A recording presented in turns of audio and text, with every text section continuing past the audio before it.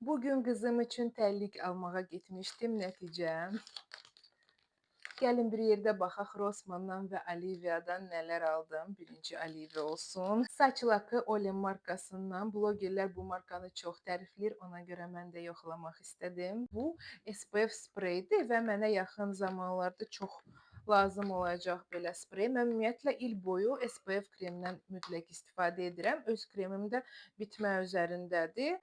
Belə bir spreydir. Gəlin bunu yoxlayaq. Məhsul çox maraqlıdır mənə. Heç vaxt SPF-i üzümə sprey kimi tətbiq eləməmişəm. Çox maraqlıdır. Bu saç lakına oxşuyur. Görəsən nə dərəcədə qoruyacaq.